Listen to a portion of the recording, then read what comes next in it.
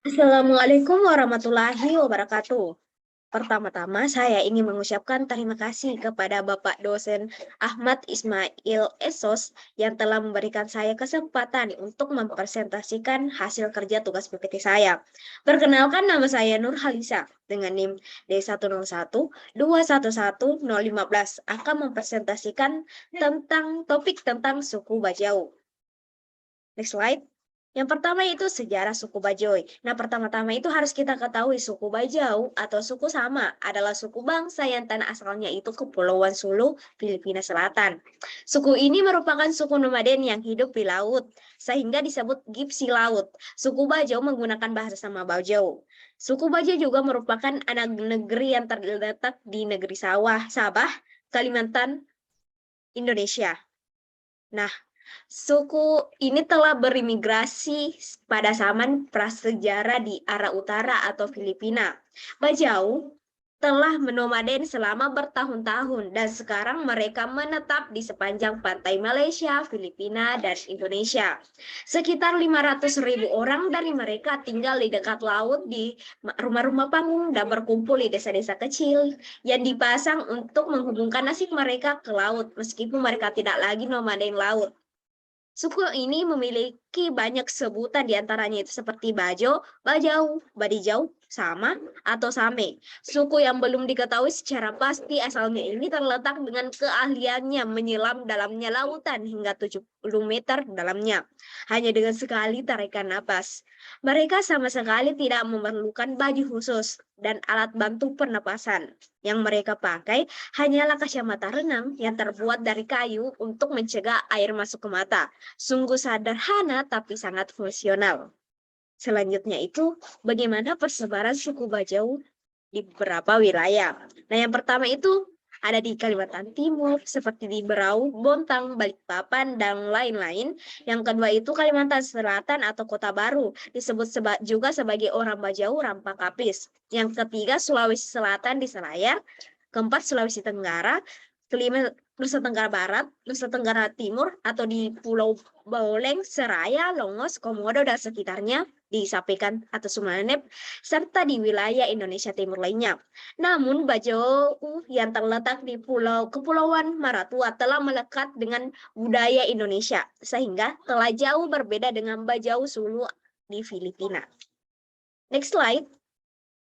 Selanjutnya itu bagaimana budaya suku di Bajau.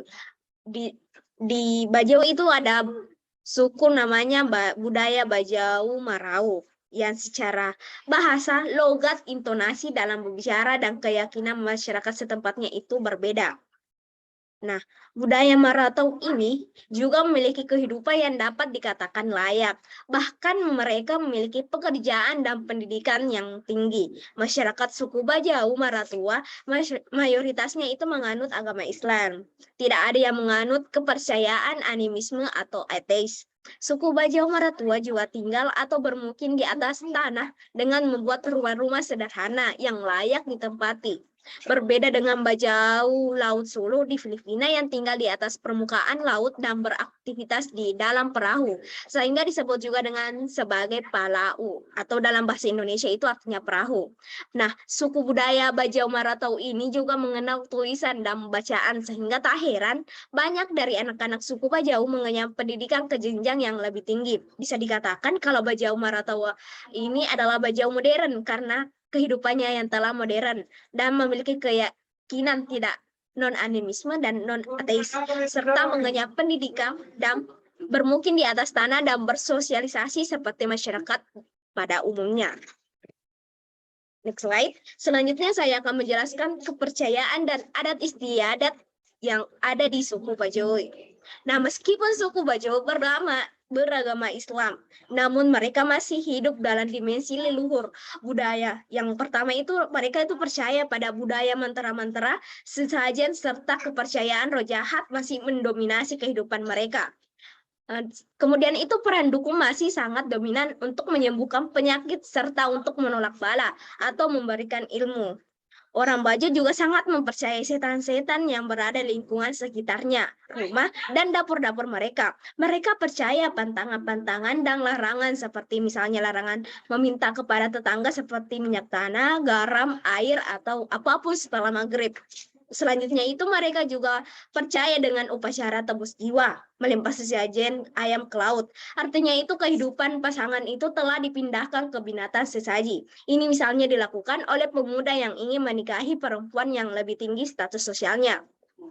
Mereka juga percaya dengan upacara tebus jiwa, melempar sesajen ke laut itu misalnya itu masyarakat suku Bajo menyebut rumah Palamena atau rumah di atas perahu karena masyarakat suku Bajo bermukim dan mencari nafkah di atas laut. Karena itulah mereka mendapat julukan sebagai manusia perahu. Selanjutnya itu, menurut masyarakat suku Bajo, bahwa pemanasan global sekarang ini orang-orang Bajo kesulitan memantau perubahan iklim. Padahal biasanya mereka sangat presisi dalam mengantisipasi gelombang pasang, letusan gunung berapi bisa diprediksi jauh dari hari sebelumnya. Nah, untuk berlayar di siang hari di suku Bajo, itu mereka tidak bisa melihat pantai. Mereka mengandalkan ombak dan angin. Pada malam hari, bintang-bintanglah yang menunjukkan jalan.